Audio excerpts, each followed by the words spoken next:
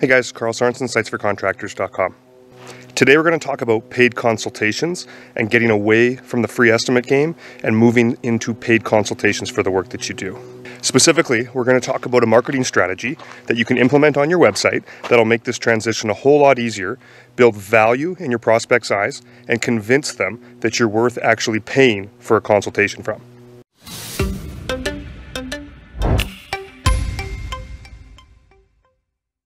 Marketing paid consultations isn't easy, especially when you're competing with dozens of contractors in your area who are willing to give away their time for free. But following these specific steps and implementing this marketing strategy is going to help elevate you above those competitors that are willing to give away their time for free. When it comes to marketing paid consultations, your website is the best marketing tool that you have to get this job done. Partly because it's working for you 24/7, 365 days a year, it's never going to take a break. So the messaging that you have on your website is going to be a huge part of the strategy. So your website needs to do three things to pull this off. It needs to convey credibility, it needs to convey your value, and it needs to convey trust. So how do we do that? So the first thing that you're going to need is a decent professional looking site. If you've built the site yourself using GoDaddy, Wix, Weebly, Squarespace, or one of the free website builders out there, or you've hired somebody cheap, Town Square, Yellow Pages, etc., to build the site, you're already at a bit of a disadvantage. You can overcome that by having excellent content, and we're going to touch on that the rest of the video. Having a really nice professional looking site definitely gives you an advantage with this strategy. So credibility. How can we convey credibility? Well, for a landscaper, one of the ways to convey credibility is to have a lot of really great photos of your work. The next way is to have good, valuable, helpful, in-depth information on the particular service that you're offering. Positioning yourself as an expert will make you look more credible.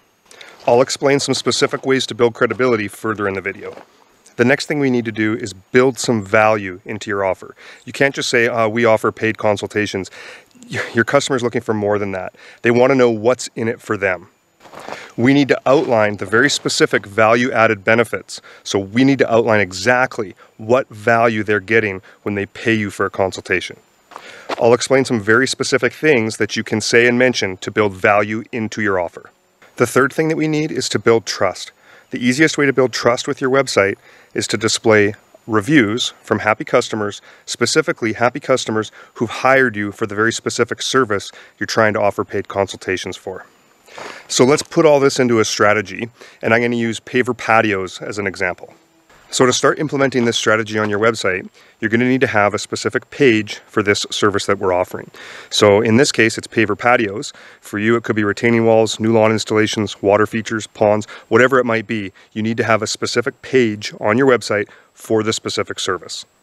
With specific service pages, we can properly address your customers' questions, concerns, pain points, and deal with all the specific messaging we need for that particular customer. The customer that's looking for a new paver patio is different than the customer that's looking for a backyard water feature. They really have, they're two different clients, they have different needs, different wants, and probably different budgets. So by having very specific pages, we're able to tailor that messaging for the particular client that you're trying to target. So the majority of landscaper websites have terrible written copy. So they usually say stuff that all their competitors are saying. We're experienced, we can finish your project on time and on budget, blah, blah, blah, blah, blah. This kind of copy is boring, uninspiring, and it does nothing to build your credibility. So how can we do better? Well, what are some of the things you think a customer might want to know about building a paver patio? Think about the last time you pulled up to a customer's house to discuss a paver patio project. What were some of the specific things that they wanted to know? I'll bet they wanted to know about pricing. They probably wanted to know about materials, add-ons, other options. Maybe they wanted to know about what other factors may contribute to the cost of their patio project. Maybe they want to know how long it will take to build. Maybe they will want to see some photos of completed patios that you've built. Maybe they want to see reviews from happy customers. Maybe they want to know a little bit more about your process, how it all works, what are the steps that are going to be taken. So what we basically want to do is take all of those things that they want to know, and we want to lay it all out on a web page for them. So let's address these one by one. So the first thing I talked about was pricing. Your customer probably wants pricing information. So we don't need to give them a specific price, but what we can do is we can break down some price ranges for them. So for patios, we might want to say, okay, for a small patio, which is 10 by 10, it's going to cost about this much. For a medium-sized patio, 14 by 16, it's going to cost this much. For a large patio, 20 by 16 is going to cost X amount of dollars. And for an outdoor living area or cooking area, you're looking at this much money. And we don't have to offer a very specific price either. We can do a price range. So for the small patio, for example, we could say it's going to cost between $8,000 and $12,000. For the medium-sized patio, we can say that's going to cost between $12,000 and $18,000, etc. So in addition to the price ranges for the different size of patios, and again, these are arbitrary numbers. The size of the patios is up to you. The cost for the patios, that's up to you as well. This is your business. So the next thing we want to include on there is we want to include what a basic patio project would include. So this might include you doing an on-site visit. It might include excavation and site prep. It might include proper base materials, proper compaction of the base materials, leveling and installing the pavers, and then final job cleanup, etc. So we want to include what the basics are. What is included with a basic patio install? So in addition to the basic pricing options, the next thing that we want to do is provide the customer with add-ons and upsells. So what are some of the additions that they can add on to their paver patio project? So some of those add-ons could be more luxurious materials. They could be having inlaid designs in the patio. Maybe it's having some built-in seating. Maybe it's built-in planter boxes. Maybe it's a gazebo or a pergola, or hooking up power, water, and gas, an outdoor cooking area, lighting, etc. You want to outline all of the add-ons and upgrades that can be added to a paver patio. Next, we want to talk about other factors that could contribute to the cost of the patio project. So those could be underground utility lines. They could be bedrock in the job area. It could be difficult to work with soil. It could be a difficult to access backyard. There could be other hookups that need to be done, like electrical, water, or gas. Do they need to have trees, shrubs removed, or any land cleared? So we want to outline all of the different factors that could contribute to the cost of the patio. This might seem like a lot of extra information that your prospect just isn't going to read, but it's stuff that you're going to be going over on the job site anyways. So you might as well put it on the website so that it's there if they want to read it. And I can guarantee you, if someone's looking to spend tens of thousands of dollars on a backyard patio, they're going to read every piece of information that you have on this page. So what we want to show them next on this page is we want to show them pictures of your work. So if you have before and after photos, those are the best photos to use because they're very impactful. They make an immediate impact on how that visitor perceives your company, especially if the results in those photos is very dramatic. So I've found that the sweet spot is anywhere from 6 to 12 sets of before and after photos. If you don't have enough, you just don't get the wow factor. And if you have too many photos, the page is just slow to load and they might not get that far anyways. So along with your job photos, your before and after photos, now's a good time to add reviews into that page. So we can add the reviews even below specific projects if you want. So if you're showing a before and after set of a project and you have a review from that specific customer, put it right below those photos. So again, by providing all of this information now, we've done a huge amount to position ourselves as an expert, to position ourselves as credible, and somebody that this customer could trust to do an excellent job with their paver patio. So now what we're going to do is we're going to outline our process. Now you all might have slightly different processes and how you get these projects done, but it's probably going to go something like this. Step 1, the customer needs to request a consultation. Now, I do this a couple of ways on the websites that I build. So if we're going after paid consultations, we still might want to offer a free estimate. We just want to explain that, hey, look, if you're not interested in having a paid consultation, we can do a free estimate over the phone.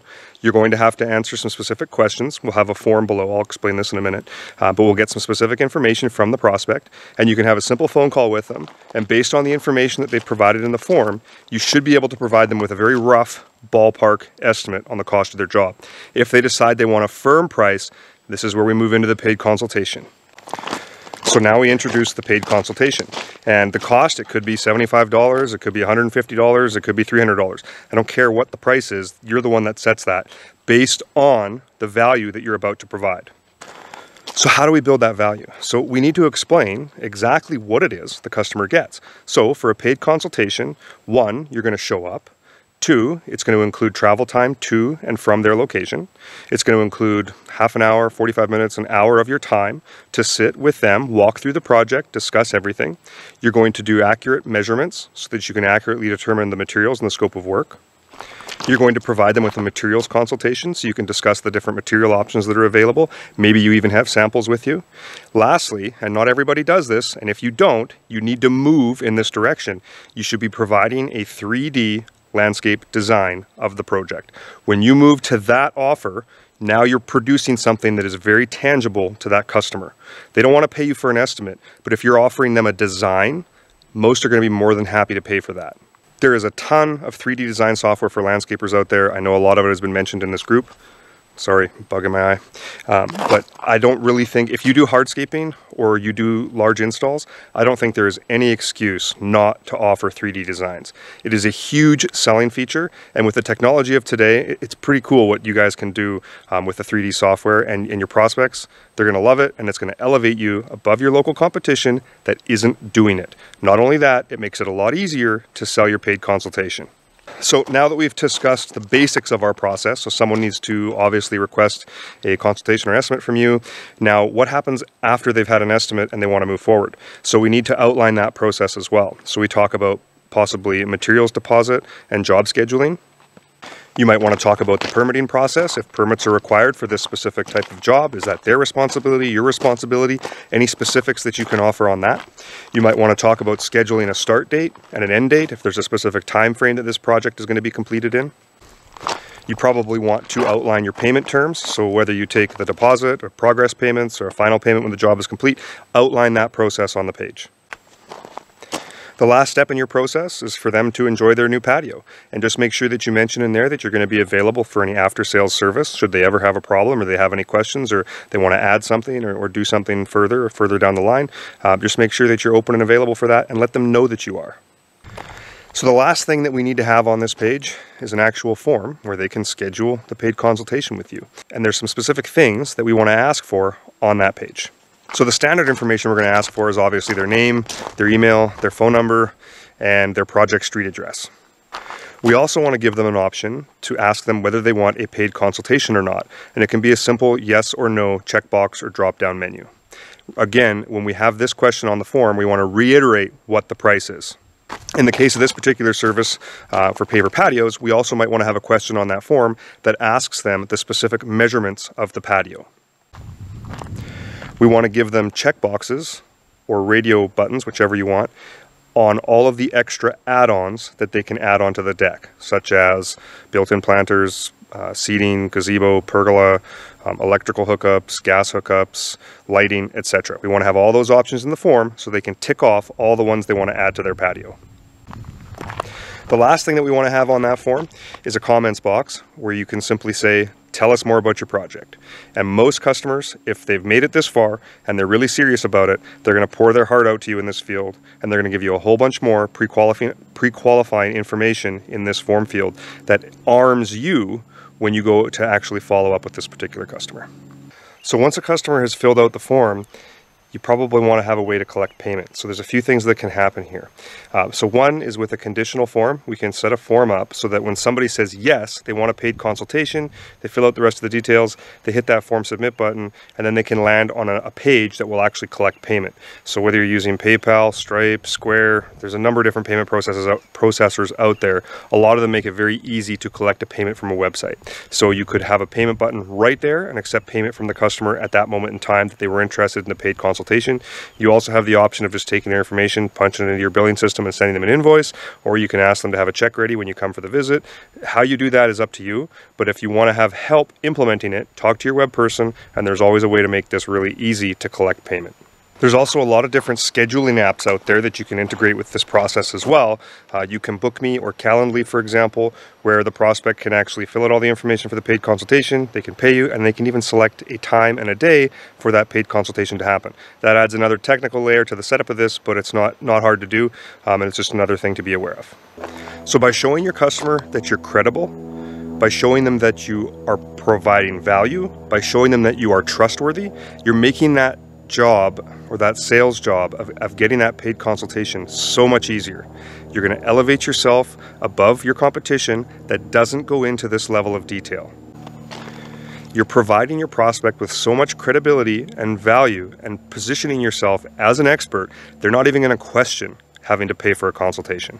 You can rinse and repeat this process for every service that you offer that would require a paid consultation. So good luck. Any questions, let me know in the comments below. Be happy to help you, and I hope you have a great season.